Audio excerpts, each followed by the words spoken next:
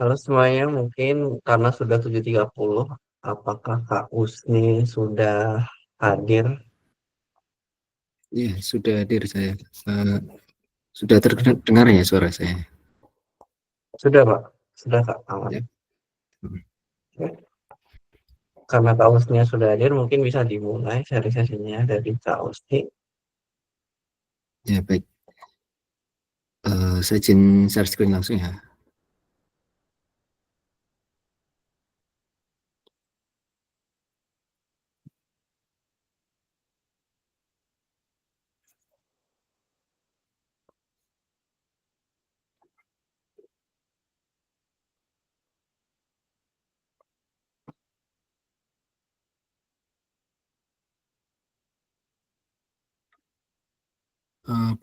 Share screen saya sudah terlihat ya? Belum Kak, Oh, belum. Ada bentar. delay sedikit.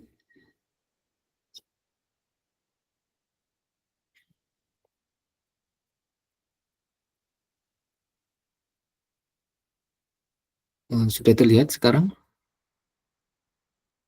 Sudah Kak, sudah. Oh, Sudah sudah. Pak. Ya. Oke, saya izin mulai ya. Berarti ini waktunya sampai jam berapa ya? Hmm, Sampai 8.30 sih Kak. Oh ya, siap, siap. Ya, jadi saya mungkin apa sharing ini ya.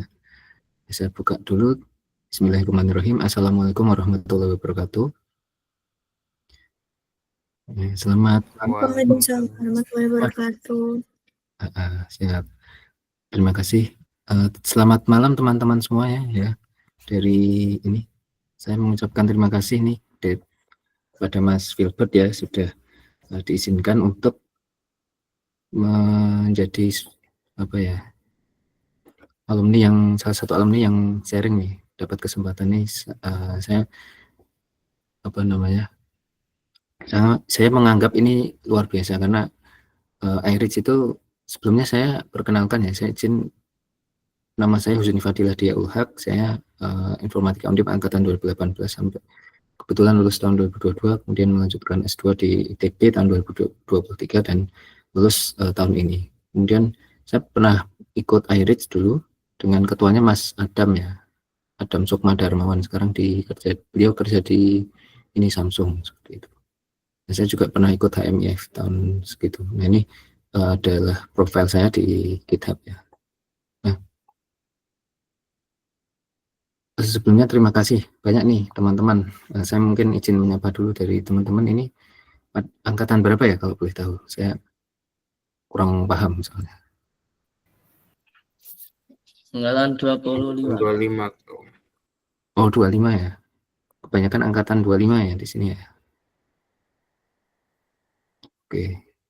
Nah, jadi karena ini sifatnya sharing, jadi apa yang pernah saya dapatkan itu mungkin saya coba share ya, yang sekiranya saya paham gitu. Jadi sebenarnya di luar ini tuh banyak sekali ilmu.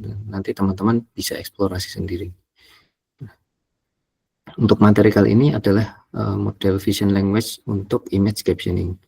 Nah, kenapa image captioning? Karena saya kebetulan di sini sedikit cerita. Dulunya sebenarnya di Undip itu saya mengambil topik RPL gitu, tetapi karena apa saya mengikuti ke dosen pembimbing saya yaitu Pak Adi Wibowo dengan topik penentuan hypoparameter gempa yang menggunakan deep learning, sehingga saya lambat laun belajar tuh mengenai deep learning. Sebelumnya saya apa ya istilahnya kayak uh, belum begitu paham dulu tentang deep learning, tetapi lambat laun ada teman terus ada yang memberikan pengajaran seperti itu sehingga saya dapat ilmu yang banyak. Nah, nanti uh, boleh nih kalau saya apa namanya sharing nanti kalau misalkan bermanfaat bisa di share atau misalkan ada yang apa pengen di sharing oleh teman-teman silahkan juga nanti. Nah, kita saling sharing ilmu nanti di sini. Saya dulu ikut iReach di bagian software development ya, di bidang software development. Makanya kebetulan malah lebih sering dulunya di software gitu. Nah, tapi untuk yang S2-nya topiknya kebetulan saya tentang image captioning, jadi untuk medis terutama. Jadi mungkin saya bisa share sedikit apa yang saya dapatkan gitu ya. Saya coba full screen ya. Nah, di sini yang perlu teman-teman ketahui itu adalah image captioning itu apa sebenarnya gitu ya. Jadi bisa dilihat nih ada gambar di sebelah kiri nih, terus ada deskripsinya. Nah, itu salah satu contoh tugas dari image captioning. Nah, ini kan ada deskripsinya sangat cukup detail nih, ada ilustrasi otak digital yang terhubung dengan rangkaian elektronik ini. Sebenarnya ini kalau manusia understand atau mencoba mengerti gambar ini, kalau kita sendiri gampang ya, cukup gampang. Tetapi untuk mesin sendiri ya perlu diajari ini sebenarnya. Gambar-gambar ini bagaimana supaya bisa menjadi teks nih, teks yang bisa berhubungan nih dengan gambarnya secara konteks maupun tepat dari sisi tatanya maupun ininya ya, apa deskripsinya. Nah, di sini tugas image captioning itu menjembatani tadi antara visi komputer atau pemrosesan citra ini ya dengan pemrosesan bahasa alami atau NLP di sini. Jadi kalau teman-teman belajar tentang image captioning ini belajar dua sebenarnya. Tadi computer vision sama NLP gitu. Nah, kalau sekarang ini banyak sekali model yang cukup besar gitu. Nanti coba saya bisa perlihatkan ya sedikit modelnya yang ada. Nah, untuk aplikasinya sendiri apa sih? Nah, mungkin teman-teman penasaran nih, untuk yang image captioning itu apa sih sebenarnya? Kegunaannya apa? Misalkan kalau teman-teman menjumpai di alt text gitu ya, di web ya, misal ada gambar terus ada alt text-nya itu salah satu kegunaan di image captioning. Kalau di atribut di HTML itu ya, kalau teman-teman sudah mempelajarinya, itu untuk mengenerate alt text secara otomatis. Jadi deskripsi dari gambar secara otomatis itu bisa melalui image captioning. Nah, itu bisa dihubungkan juga nih. Misal ada gambar terus mohon maaf apabila ada ini ya, seseorang yang membutuhkan gitu, dia membutuhkan penjelasan nih tentang gambarnya ini seperti apa. Nah, itu bisa melalui image captioning gitu. Nah, ini sebenarnya ada proses yang terjadi di dalamnya. Nanti coba saya detailkan lagi. Mungkin penjelasan saya ini mohon maaf kalau misalkan ada beberapa hal yang cukup detail ya, ada contoh persamaan matematis seperti itu. Nah, ini salah satu paper referensi yang saya acu ya kalau belajar tentang image captioning, ini salah satunya. Kemudian ada banyak paper lain gitu. Judulnya From Methods to Dataset Survey on Image Caption Generators. Ini sebenarnya tahun 2024 seperti itu. Tahun 2024 publishnya, tetapi 2023 untuk penulisannya. Nah, untuk image captioning sendiri ini ya ada beberapa task di sini atau domain dan metodenya di sini. Metodenya sendiri ada satu template base itu yang sudah zaman dulu sekali. Jadi misalkan ada gambar terus kita cocokkan dengan teks itu berdasarkan template. Misalkan ada gambar taksonomi seperti ini. Nah, terus ada kata-kata yang berupa template. Gambar ini merupakan atau ini adalah, nah itu template base. Kalau yang retrieval itu ada kecocokan teks yang dicari. Nah, sekarang ini trennya ke arah deep learning karena generative AI kan semakin ini ya naik ya trennya ya. Ini beberapa teknik untuk deep learningnya bisa terlihat di sini. Ada awalnya menggunakan CNN LSTM, kemudian dari CNN ke LSTM itu ada mekanisme attention. Nanti kalau teman-teman sudah pernah belajar tentang ini ya transformer ya, di situ ada mekanisme attention yang bisa ini memberikan perhatian lebih antara kata terhadap kata yang lain ataupun dirinya sendiri untuk kata tersebut. Nah, untuk yang teknik yang cukup sebenarnya ini transformer itu apa namanya ini ya diinisiasi oleh dari Google itu dari papernya Vaswani tahun 2017. Nah, ini teman-teman bisa explore nanti. Itu berkembang lebih jauh sehingga model-model yang sekarang itu kebanyakan berbasis transformer. Nah, kemudian untuk yang tasnya sendiri ada image, kemudian ada video. Nah, video itu gabungan dari image nanti dihasilkan deskripsinya per frame seperti itu. Nah, untuk datasetnya dari image captioning di sini, ini ada beberapa yang utama ya, yang menjadi pemrakarsa gitu. Ada MS Coco, terus ada Flickr 30.000 yang dia didapatkan dari Flickr ya, Flickr atau web dari sosial media seperti itu. Dan terus ada conceptual caption yang ada ini apa namanya beberapa juta dari pasangan gambar dan teks. Nah, mereka ketiga dataset ini biasanya dilatih untuk model yang ingin usulkan seperti itu, sehingga model itu bisa menjadi sebuah foundation model. Foundation model itu artinya model yang besar, kemudian nanti bisa dilatih ulang untuk dataset yang lebih kecil. Ini kan misal ini ada 3 juta, nah itu setelah dilatih model AI yang besar itu nanti akan istilahnya fine tuning atau di downstream task, dia belajar lebih spesifik terhadap dataset yang lain. Nah, ini contohnya dataset yang sering digunakan ya, Flickr. Ini sudah ditranslate ke dalam bahasa Indonesia, ini jumlahnya adalah 8.000. Contoh misal seorang anak perempuan dan laki-laki dengan kacamata hitam dan mobil merah di belakang mereka. Ini salah satu contohnya. Nah, pada saat awal image captioning itu arsitekturnya adalah CNN LSTM yang cukup terkenal ya.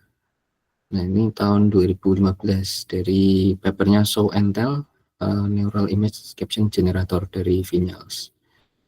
Sebenarnya sebelum itu saya pernah menjumpai beberapa paper ya, tapi bukan yang berbasis CNN LSTM seperti ini, tapi masih yang template matching seperti itu.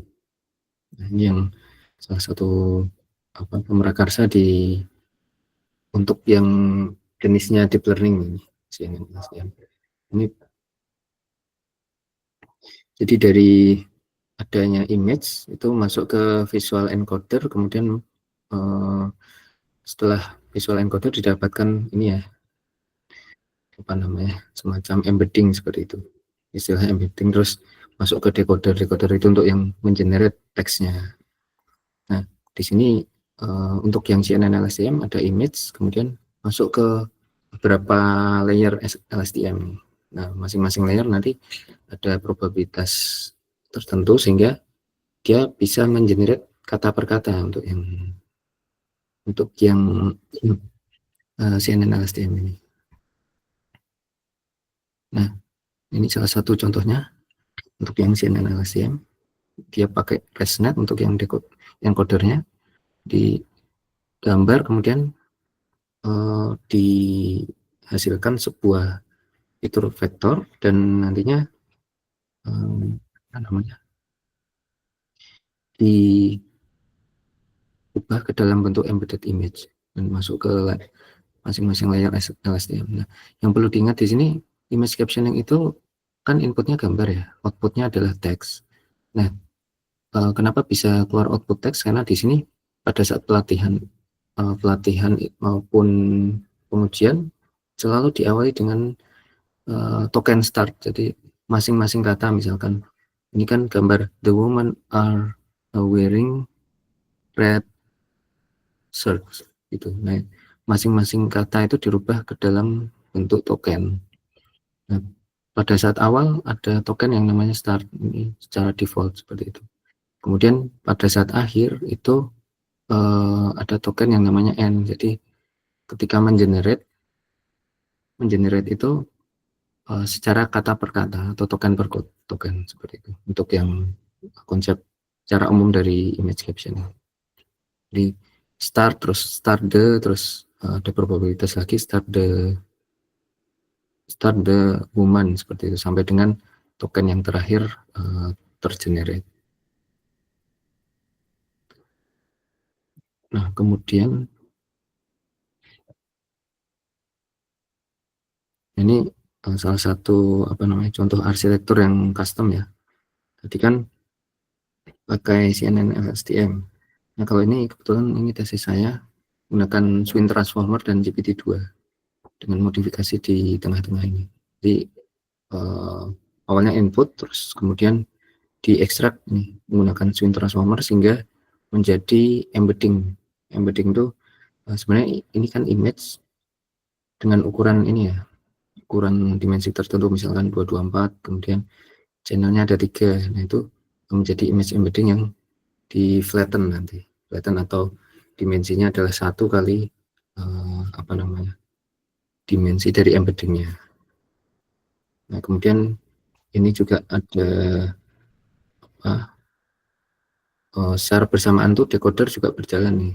Ketika sudah didapatkan embeddingnya, terus yang di decodernya juga menghasilkan beginning of sentence token gitu. Kalau di GPT-2 namanya beginning of sentence token dan end of sentence token. Kalau yang tadi kan secara umum start dan end gitu. Ini tergantung dari modelnya. Nah, untuk yang GPT-2 basisnya adalah transformer sebenarnya. Cuman transformer itu kan secara arsitektur ada encoder decoder. Nah, ini GPT-2 hanya decoder saja. Nah, ini mulai dari pembentukan word embedding, terus ada positional encoding itu untuk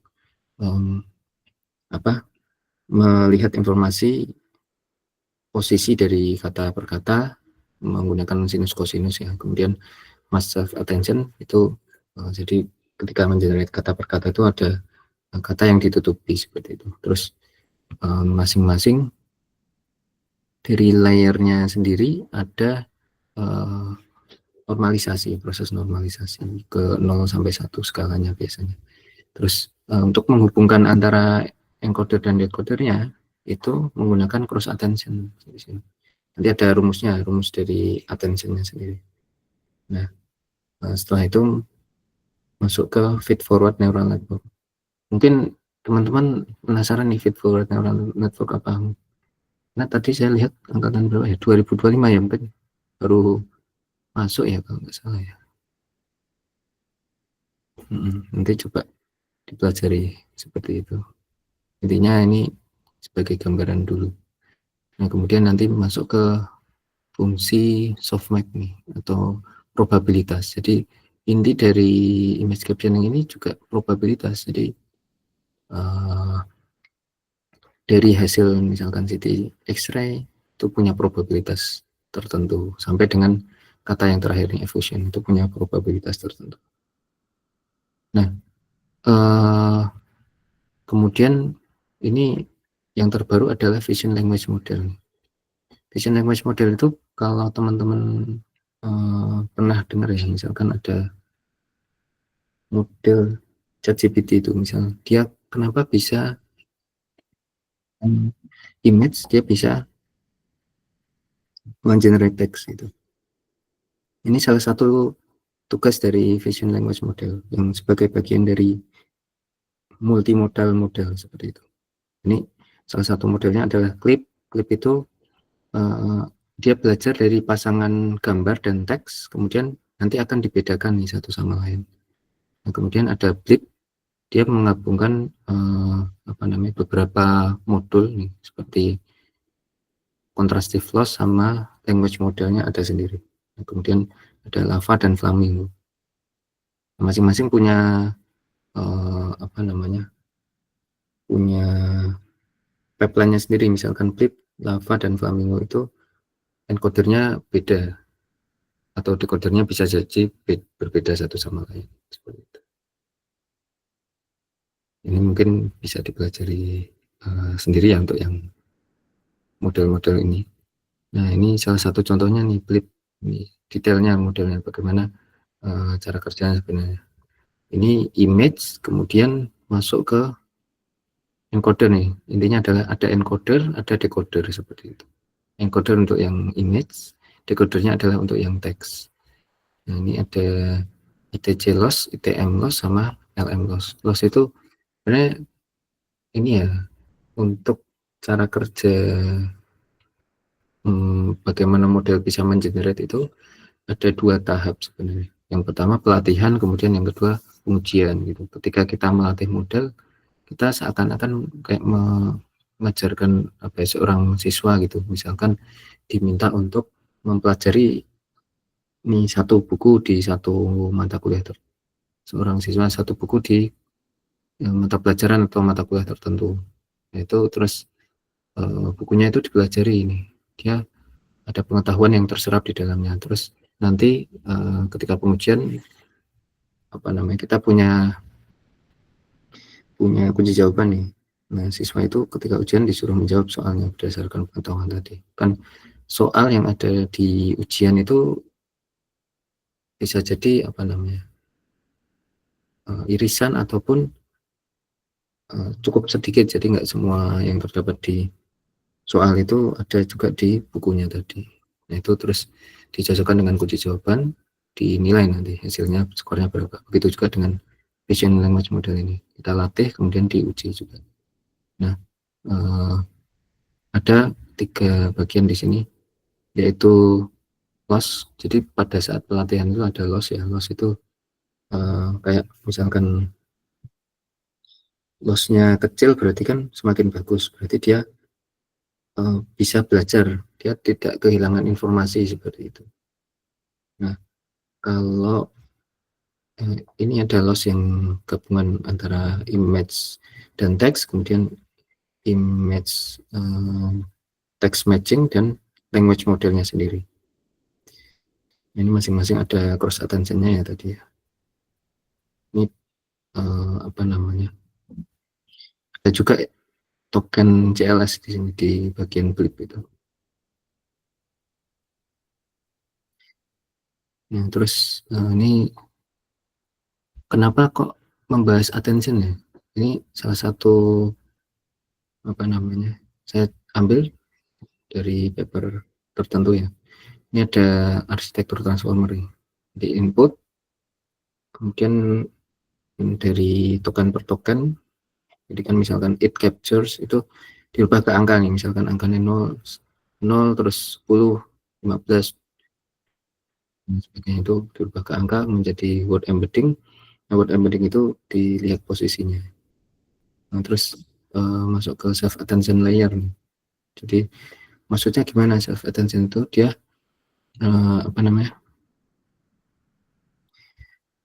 dia akan mempelajari rumusnya sebenarnya seperti ini. Self attention itu softmax dari Q, key dan value. Jadi softmax itu fungsi probabilitas ya. Jadi Q query Q, key dan value gitu. Dari dimensi K. Nah, kemudian dari masing-masing attention ini akan digabungkan nih sehingga menjadi multi head attention. Nah, maksudnya gimana? Di sini contoh nih, misalkan ada the animal did not cross the street because it was too tired gitu. Ini masing-masing dirubah ke token tertentu, kemudian ini bisa ada bobotnya sendiri, misalkan kata the terus berhubungan dengan it, nah itu ada bobotnya. Kemudian animal ke it juga ada, sampai dengan d ke it gitu. Begitu juga seterusnya sampai the ke the yang atas atau cross ini sampai ke yang kirinya juga. Itu ada mekanisme multi head attention, ada pembobotan sendiri. Jadi dia bisa mengerti hubungan antara kata itu secara panjang dan pendeknya gitu. Pendeknya terhadap kata yang sebelahnya ataupun kata yang jaraknya tidak terlalu jauh maupun kata yang jaraknya sangat panjang gitu. Ini ya, teman-teman kalau misalkan belum pernah mempelajari, bisa jadi mungkin belum tahu ya ini. Kalau bagi yang sudah tahu, ya ini untuk mengingat lagi seperti ini. Perhitungan matematisnya, jadi fungsinya adalah fungsi probabilitas untuk memaksimalkan ini fungsi probabilitas C itu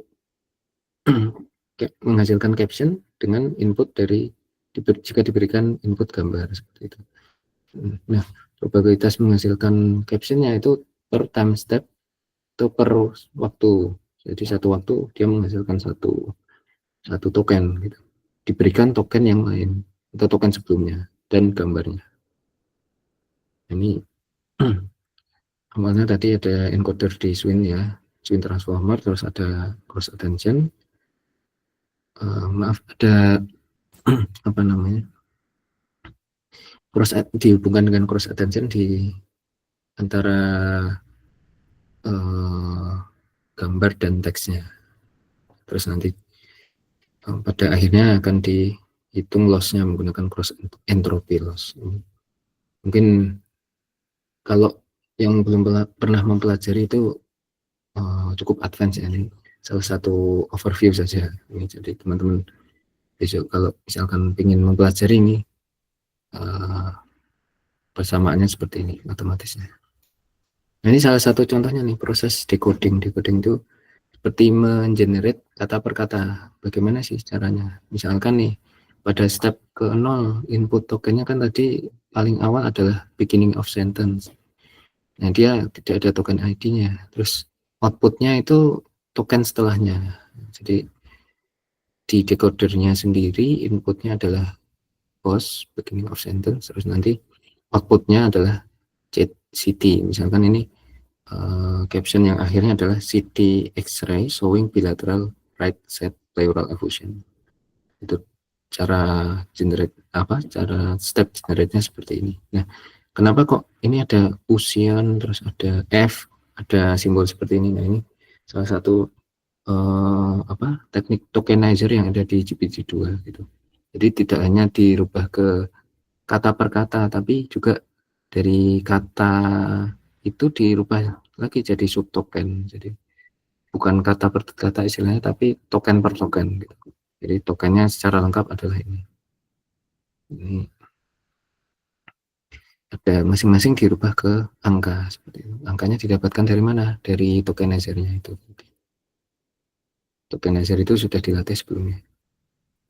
Ini ya perhitungan metrik evaluasinya ya. Mungkin teman-teman kalau penasaran bagaimana cara menghitungnya, ini ada beberapa metrik nih. Kalau yang tadi kan image captioning itu kan dilatih ya sebenarnya.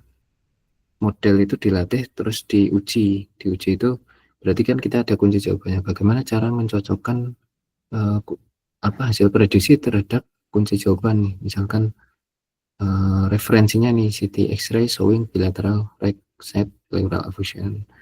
Nah, ini juga right side pleural effusion. Ini sama juga sebenarnya. Nah, tapi bedanya di ini X-ray, ini CT scan, ini showing, ini displaying. Itu beda. Bagaimana cara mengukur performanya? Ini salah satunya ada matrix namanya BLEU atau Bilingual Evaluation Understudy. Ini sebenarnya matriksnya sangat sangat ini ya, berdasarkan kata per kata. Jadi CT benar, ini berarti cocok nih CT dengan CT, kemudian X-ray dengan scan tidak cocok, berarti dia plus mengurangi skor seperti itu. Nah, ini showing dengan displaying ini sebenarnya mirip ya secara arti ya, cuman kalau secara unigram itu satu kata itu kurang cocok, jadi ini bisa mengurangi skornya nih. Ini salah satu contohnya caranya.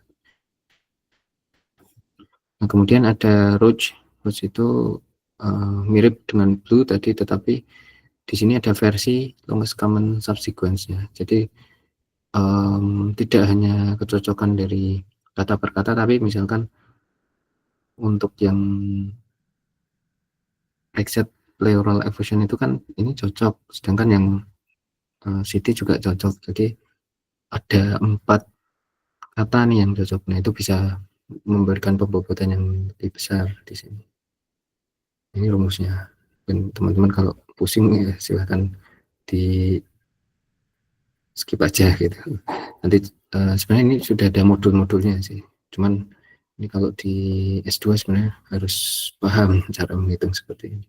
S1 pun sepertinya kalau topik seperti ini juga perlu pemahaman juga. Nah, ini salah satu contoh hasil skornya ya. Kalau Blue dan Roach itu paling bagus memang 1 ya. Tapi mungkin moderat itu 0,5 seperti itu. Ini salah satu contohnya adalah CIDR atau Consensus Based Image Description Evaluation. Ini juga menghitung berdasarkan kemunculan kata terhadap seluruh isi dokumennya seperti itu. Nah, ini bisa terlihat. Ini sebenarnya sidang saya dulu sih, cuman saya coba sertakan di sini. Gitu. Ini teman-teman mungkin cukup tahu aja ini cara menghitungnya bagaimana.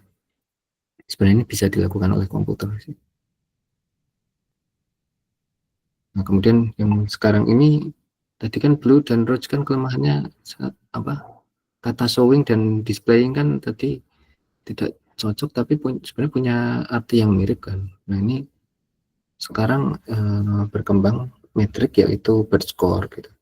Ini menggunakan kecocokan antara kata dengan kata yang lain dengan kedekatan tertentu dilihat dari basis model yang ada. Misalkan menggunakan bird, model bird itu di sini ada skornya dihitung menggunakan cosine similarity.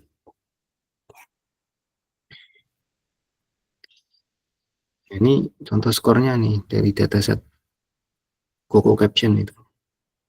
Ini yang paper tahun 2020 yang cukup baik itu 39% sekitar segitu untuk yang Blue 4-nya.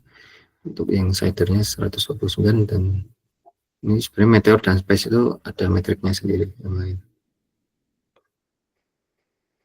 Ini salah satu skor yang saya dapatkan menggunakan flip large. Jadi ada versi yang base dan large itu saya training, saya latih itu menggunakan 3 iterasi seperti itu.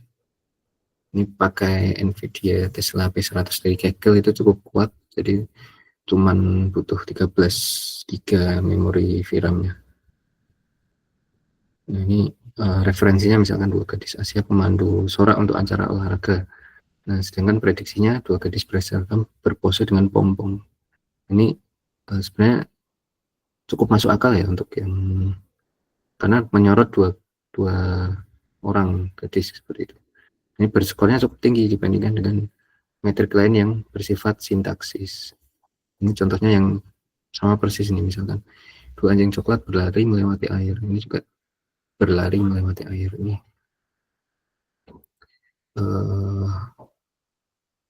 berskornya kurang karena memang ini sih ada tulisan 2 ini kapitalnya belum di ini atur seperti itu. Pada dasarnya memang ini kan cocok seperti itu, tapi skornya ada yang kurang, ada yang cukup baik gitu. Ini tergantung konteksnya sebenarnya. Ini untuk yang flip base-nya ini cukup kecil, jadi 7,7 dibandingkan tadi 13 GB ya. Ini trainingnya juga lebih singkat seperti itu. Tapi memang skornya cukup kurang di sisi tertentu. Nah, sebelum ke pertanyaan mungkin saya tunjukkan ya, ini salah satu saya, ini sebenarnya tugas kuliah sih. Ini tentang image captioning ya, yang bisa dilengkapi dengan penjelasannya di sini. Penjelasannya itu menggunakan class activation map. Jadi di sini bisa disorot nih bagian tertentu mana yang mempengaruhi outputnya. Misalkan ini kan ada 3 orang nih, saya generate captionnya. Ini proses mengenerate caption. Ini caption yang dihasilkan adalah 3 pria berpose di depan kamera, seperti itu. Ini benar ya secara ini. Ini arsitektur blipnya seperti ini, ada berbagai macam layer ya. Terus ini layernya kalau mau lihat. Nah, kemudian class activation mapnya ini itu menunjukkan bagian mana sebenarnya di gambar yang penting yang mempengaruhi tadi output ke 3 pria berpose di depan kamera. Nah, ini kan cukup menyorot ke bagian tengah-tengah, walaupun memang bagian pinggir ini tersorot karena mungkin ada konteks di depan kamera itu ya. Kameranya di data latihan mungkin banyak bagian tertentu di luar objeknya seperti itu.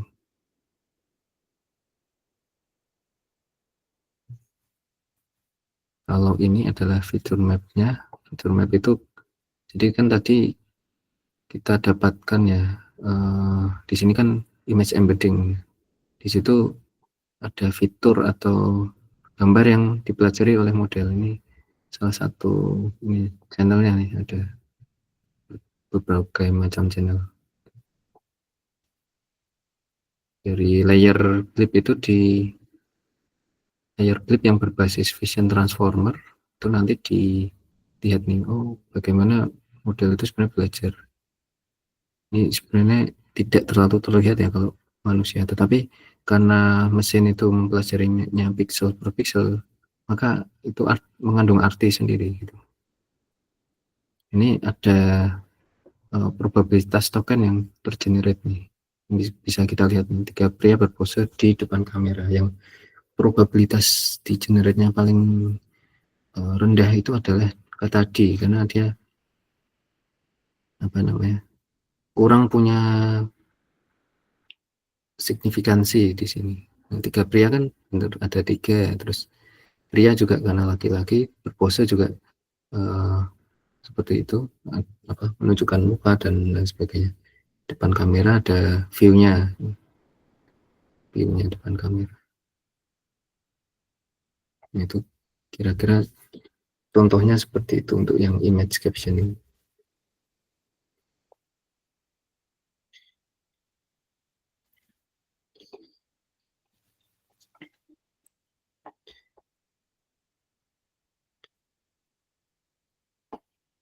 Dan kalau misalkan teman-teman mau mempelajari lagi tentang image captioning, bisa banyak sekali resource sebenarnya. Ini di paper ini dijelaskan mulai dari state of the art-nya atau riset-riset yang sekarang tren itu seperti apa. Ini ada banyak papernya sebenarnya. Modelnya apa seperti itu. Tadi basisnya adalah CNN, sebelum ada LSTM itu sebenarnya ada RNN ini atau recurrent neural network.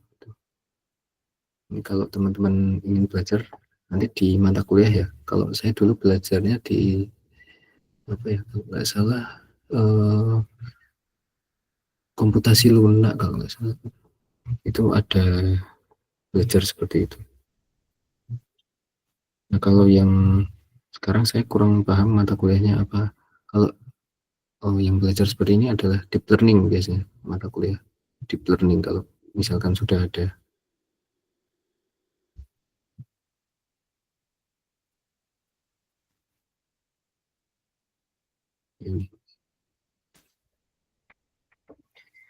Ini salah satu konsepnya. Nah, kalau ingin mempelajari kodenya di mana? Kodenya banyak sebenarnya di GitHub maupun di Kaggle itu. Kaggle kalau teman-teman bagi yang belum pernah nyoba mungkin bisa buka Kaggle seperti itu, mendaftar akun, simpel tinggal mendaftar melalui akun Gmail dan bisa langsung mencari contoh kode dan di run. Jadi ada akses GPU-nya di sana. GPU untuk training dan langsung datasetnya juga ada banyak di sini. Bagi yang belum pernah ini ya coba ya. Kalau yang udah pernah mungkin ya silahkan dieksplor lagi gitu. Di sini banyak. Di GitHub pun juga banyak GitHub.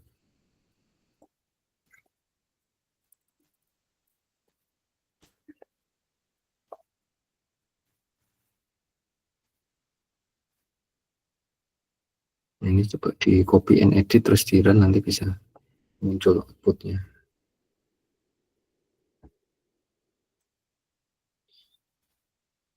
Ini standarnya juga biasanya pakai Flickr atau yang Coco, MS Coco seperti itu datasetnya.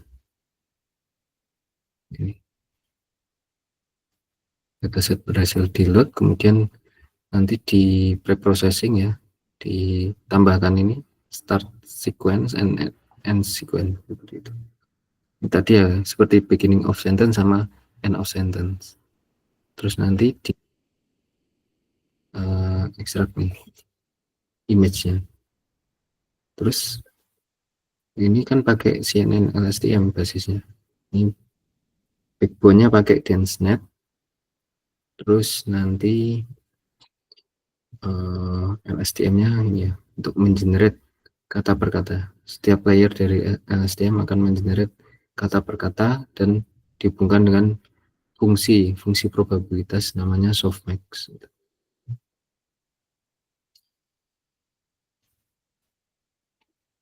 Ini terus ini kan pelatihan modelnya nih dari mulai iterasi pertama sampai dengan iterasi terakhir. Dia akan mempelajari dari data latihnya tadi, kemudian nanti akan diuji terus ketemu akurasi atau skornya itu berapa sih sebenarnya.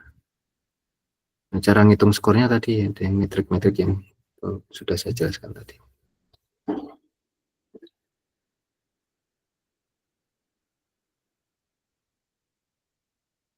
Nah, ada beberapa model yang cukup baru nih. Saya kebetulan pernah nyoba DeepSeek. Jadi saya melatih model DeepSeek, kemudian model selain Blip tadi ya, ada DeepSeek, terus Llama 3.2 Vision, sama Small VLM. Nah, itu teman-teman kalau mau mencoba itu bisa juga di sini. Kaggle sebenarnya masih kuat untuk yang DeepSeek, tetapi datasetnya cukup kecil yang kuat itu. Kalau puluhan ribu sepertinya tidak kuat.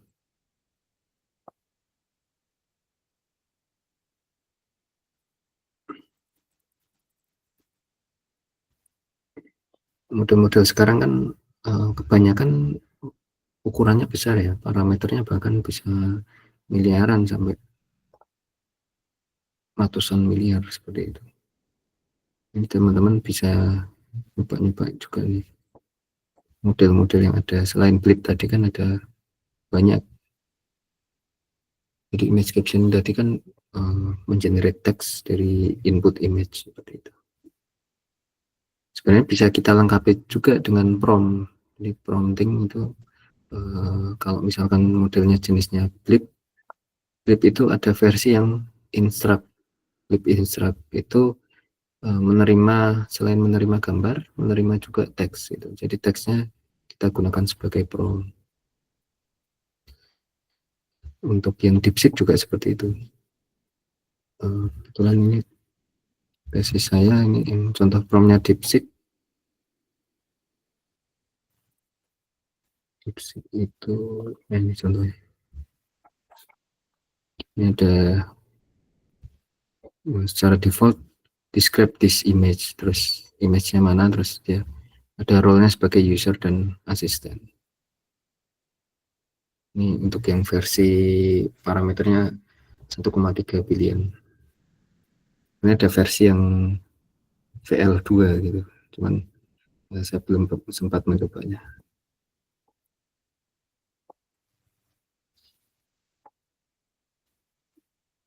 Ya, mungkin seperti itu yang bisa saya share ya. Tadi kalau nggak salah waktunya sampai 8 lebih berapa ya, 30 ya, atau maksimal ya. Ya mungkin kalau ada yang perlu didiskusikan silahkan, nanti teman-teman bisa share kalau misalkan ada hal yang menarik ataupun ternyata sudah punya riset di image captioning, boleh nih sharing-sharing. Ini waktu apa 15 menit ini untuk sharing atau bagaimana ya Mas? Spielberg ya. Kalau mau sharing nggak, mau diskusi nggak apa-apa. Oh iya, Mungkin dari angkatan 25, kalau misalkan ada yang ditanyakan, silahkan.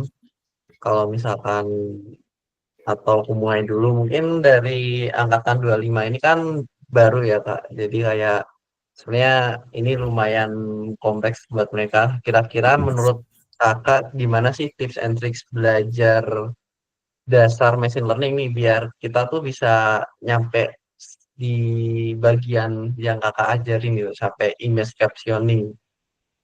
Kira-kira belajar awalnya machine learning itu bagaimana dan sebagainya untuk anak angkatan 25 ini. Itu sih Kak. oh ya, siap-siap. Ya, jadi karena di sini mayoritas ini ya mahasiswa baru ya saya lihat. Jadi mungkin perlu belajar step by stepnya dulu nih. Yang pertama adalah belajar diikutin aja kuliahnya nih. Kuliahnya diikutin. Saya dulu juga awal-awal masuk itu saya nggak tahu machine learning itu apa gitu. Tahun berapa ya? Mungkin masih 2018 baru dapat matkul machine learning itu tahun 2020 pas pandemi gitu.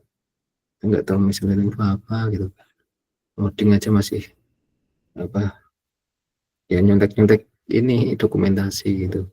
Terus eh, yang intinya machine learning itu belajar dulu ini fundamentalnya seperti matematikanya. Misalkan eh, kan tadi kan saya tunjukkan nih bagaimana inputnya misalkan gambar terus dirubah jadi angka. Nah, itu sebenarnya ada caranya sendiri. Terus intinya apa ya, banyak membaca ini sih buku fundamental seperti itu. Buku fundamental nanti insya Allah diajarin kok di kelas.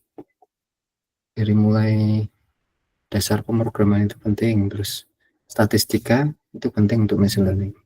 Statistik kan tadi kan bicara probabilitas ya. Kalau teman-teman melihat kan probabilitas kan misalkan melempar dadu, probabilitas keluar satu angka ya, dibandingkan dengan seluruh angka dadu yang ada itu juga konsep probabilitas yang perlu dipelajari. Itu secara apa ya, sederhananya lah. Nah, kalau sudah dimasukkan ke rumus nanti berbeda lagi kasusnya. Terus ini banyak selain belajar matematisnya sih banyak ini praktik sih. Praktik ya. Jadi teman-teman machine learning itu sebenarnya sudah cukup lama ya teknologinya. AI itu kan hmm, ada itu sudah cukup lama, sudah puluhan tahun yang lalu. Machine learning juga apa istilahnya kita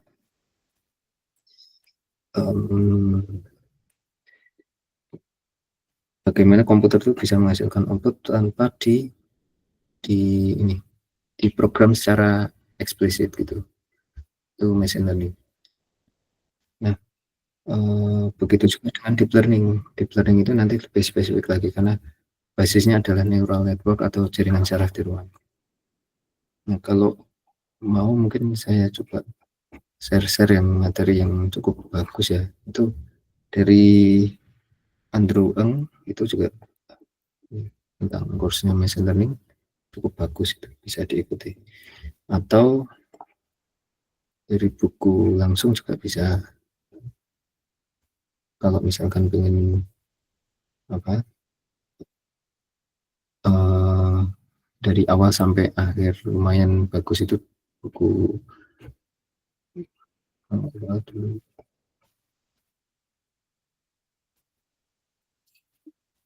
machine learning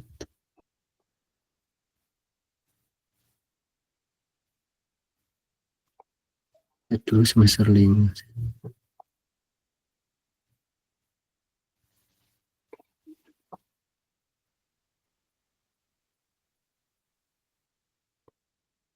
Sebentar, ini lihat pesertanya.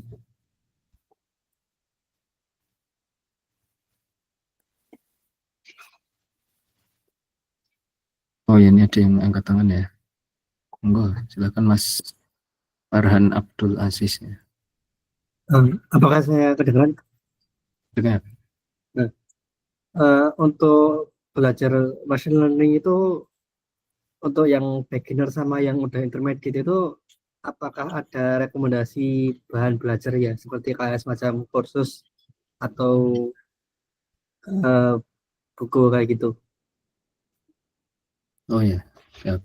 Terima kasih atas pertanyaannya ya Mas. Ya, terima kasih Pak. Jadi ada banyak sebenarnya kursusnya.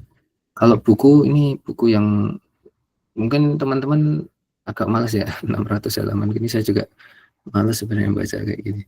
Nah, tapi kalau mau melihat matematisnya di sini ada. Cuman kalau untuk praktikalnya biasanya diikutin banyak sih, ada dari Coursera, terus ada dari Kick of Kick seperti itu. Tapi yang dulunya saya belajar itu dari salah satunya dari ini, Udemy juga ada, dari ini Andrew Ng itu mungkin di YouTube ya, di YouTube banyak gitu. Beliau salah satu pengajar gitu, pengajar untuk bidang AI khususnya machine learning. Ini coba diikutin kursnya tentang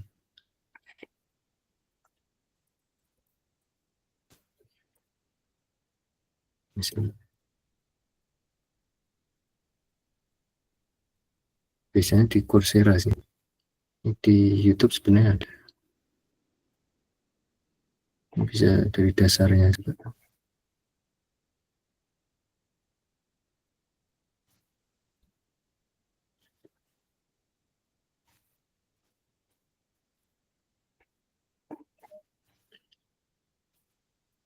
Sama ini praktikal itu mencoba-coba ngoding di misalkan di Kaggle ataupun di Google Colab gitu. Kalau teman-teman misalkan tahu ya, Google Colab itu dia menyediakan GPU juga.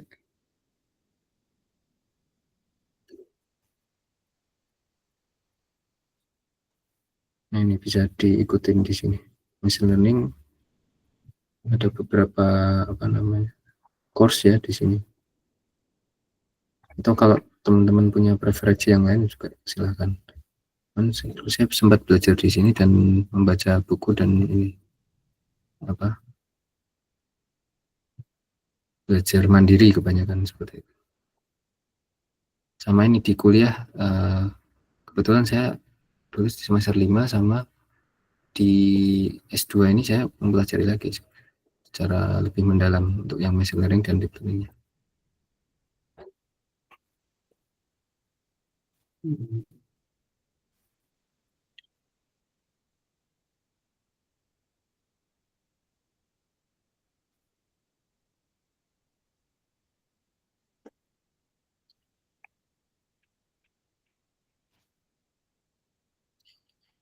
Dan machine learning itu ada banyak sih algoritmanya. Teman-teman belajar dulu, diikutin aja di kuliah tentang algoritma, pemrograman gitu-gitu. Terus statistika, kalkulus, matematika itu cukup penting sih di ini machine learning. Karena pada dasarnya memang ini bagaimana kata-kata generate itu ada ininya, perhitungannya gitu. Jadi bukan yang menebak-nebak seperti itu, tapi ada probabilitas. Probabilitas kan skornya antara 1 sama 0. Probabilitas 0 kan berarti tidak terjadi. Kalau yang 1 kan terjadi gitu. Nah, di antara itu ada nilai. Nah, itu bagaimana cara mendapatkan nilai itu, ini dipelajari nanti di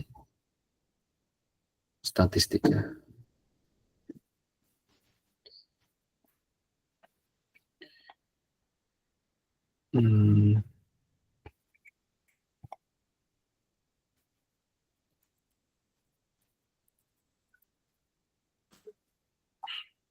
Ini for beginners juga ada nanti. Kalau dulu saya belajar dari sini sih.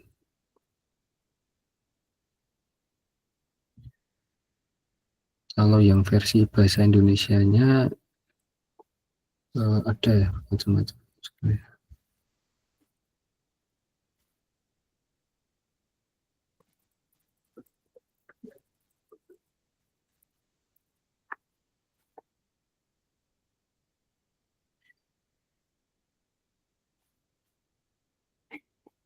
Bentar, ini 2025 semua ya berarti ya.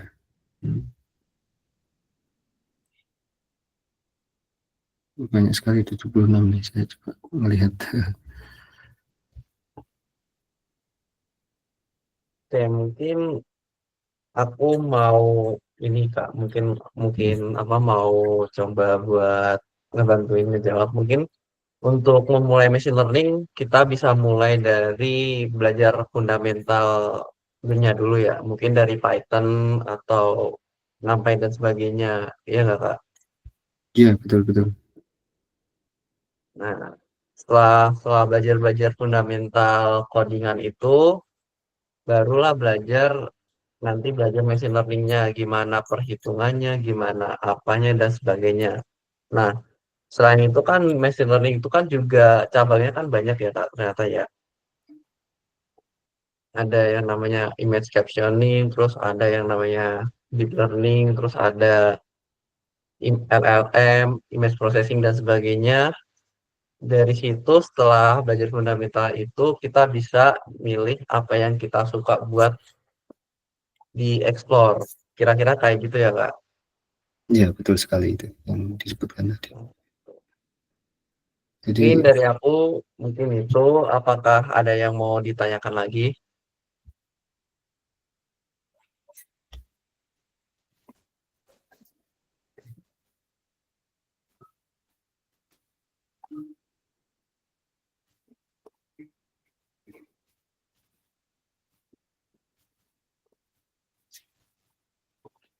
nah, ini barangkali ada yang sudah punya riset tentang apa machine learning, ini coba boleh share gitu. Saya juga penasaran nih, apa ada teman-teman yang angkatan 2025 yang sudah punya project riset barangkali, atau sudah pernah mempelajari nih machine learning seperti apa.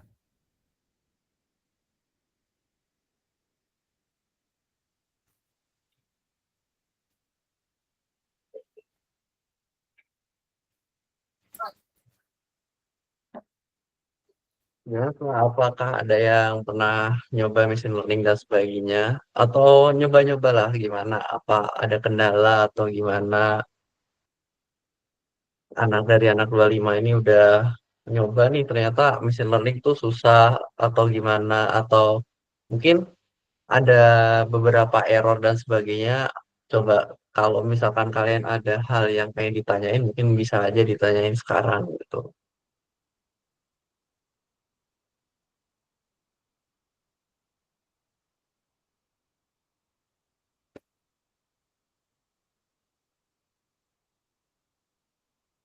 Open aja ini, sharing-sharing aja. Misalkan, oh saya sudah pernah apa belajar, kalau machine learning itu salah satu yang apa ya fundamental dipelajari juga regresi gitu, misal pernah dengar ya kalau regresi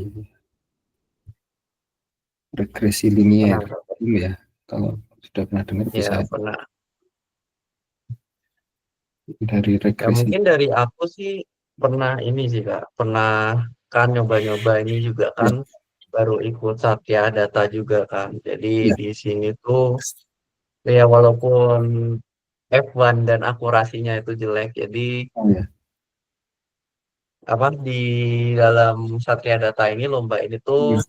ternyata test case-nya itu sebuah video gitu. Jadi kita tuh nanti saya dan tim saya tuh mau bikin prediksi dari wajah emosi. Jadi dalam satu video itu kira-kira emosinya apa? Kira-kira kayak gitu sih Kak.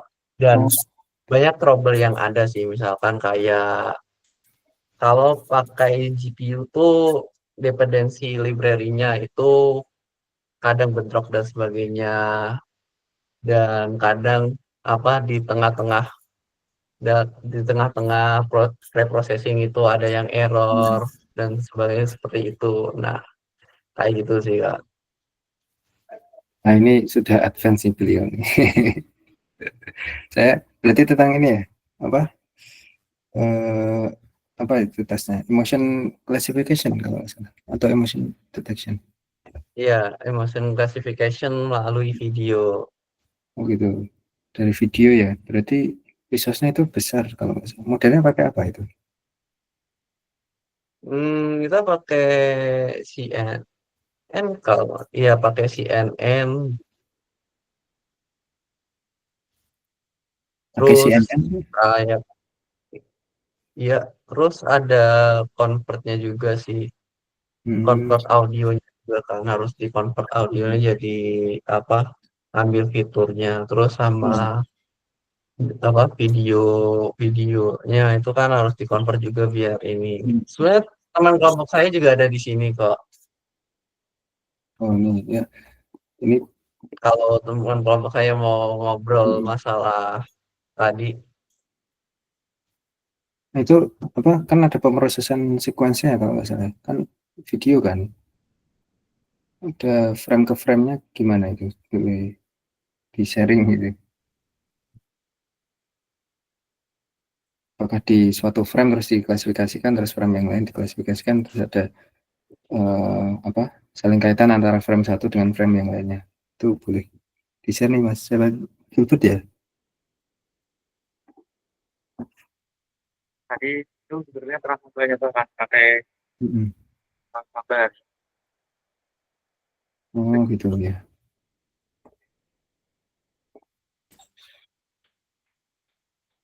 Agak terputus Mas Irsyad. Ya, Mas Irsyad tuh juga teman kelompok saya kan Pak, yang buat Satria Data ini. Mungkin kalau Mas Irsyad mau nambah-nambahin mungkin bisa. Boleh monggo di share aja.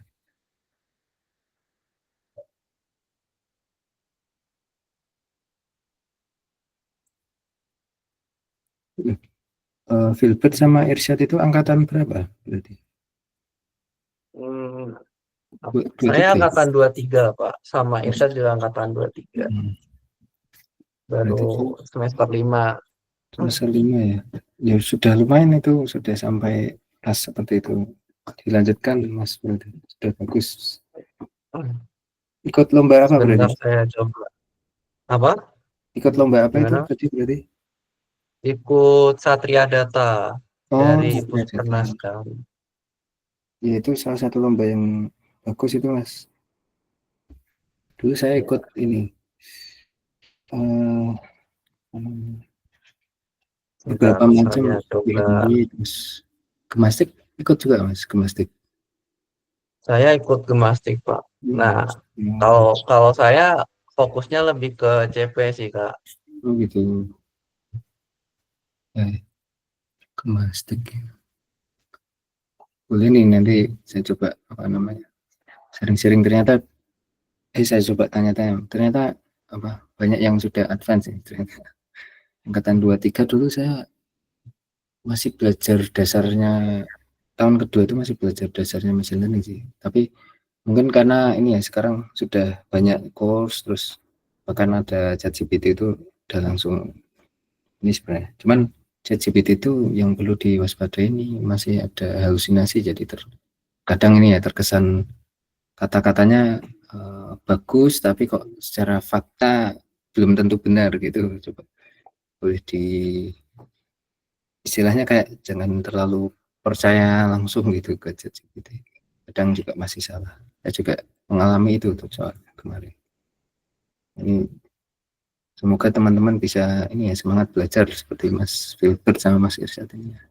Saya juga apa namanya boleh nanti belajar juga nih Mas tentang pemrosesan video ya.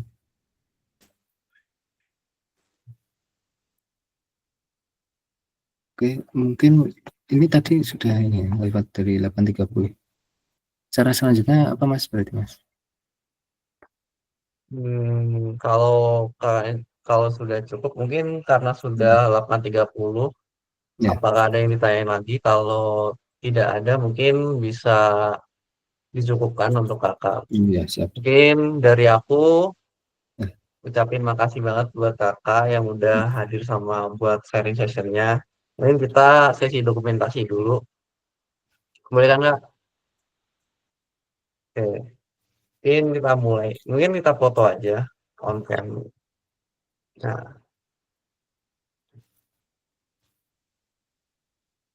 oke, semuanya. 1, 2, 3. 1, 2, 3. Oke, mungkin cukup dari aku. Makasih banget Kak Husni yang udah datang dan ngejelasin tentang image captioning. Jadi, makasih banget udah datang. Terima kasih. Untuk angkatan 25 mungkin sebentar ditunggu nanti ada penjelasan tugas. Untuk Kak Husni mungkin dari aku ucapin makasih sebanyak-banyaknya udah boleh live kalau misalkan kakak ada keperluan lain. Ya, siap. Juga mengucapkan terima kasih nih bagi yang sudah menyimak gitu, bagi yang sudah hadir. Terima kasih banyak. Kalau apa namanya ada yang kurang mohon dikoreksi juga. Nah, semoga ilmu dari saya bermanfaat ya. Bisa ini teman-teman bisa semangat belajarnya. Sukses selalu ya untuk kuliahnya ke depan. Dikejar cita-citanya masing-masing. Sukses semuanya. Oke. Amin. Sampai jumpa lagi nanti di Amin. lain kesempatan. Oke, makasih Kak. Terima kasih Kak Sama-sama. Husni. Oke, izin live dulu ya. Oke, Kak, assalamualaikum. makasih Kak. Iya, terima kasih Kak. Waalaikumsalam warahmatullahi wabarakatuh.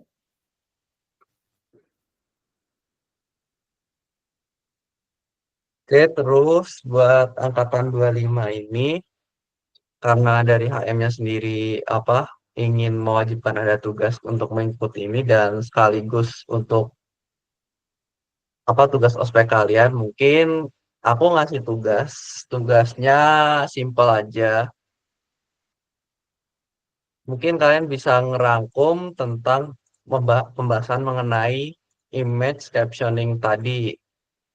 Nah, sekaligus dari aku sendiri, kalau misalkan kalian tertarik nih belajar machine learning kan, bisa dong kalian apa tulis di dalam kertas penugasan kalian kalau kalian tuh ingin buat apa di machine learning ini. Nggak apa-apa mau ngayal seapapun, mau seaneh apapun di teknologi sekarang, kalian bisa mikirin apapun itu dan tuliskan di dalam kertas kalian gitu. Jadi misalkan kalian pengen contohnya pengen bikin apa? Pengen bikin waifu nyata gitu, boleh aja gitu. Terus ya dengan konsep kayak gitu, kira-kira menurut kalian tuh yang dibutuhin apa aja gitu. Nah, itu bakal ditulis di mana? Itu bakal ditulis setelah di lembar setelah ini jelajah informatika di belakangnya gitu. Oke, dari sini ada yang mau ditanyain nggak buat penugasan?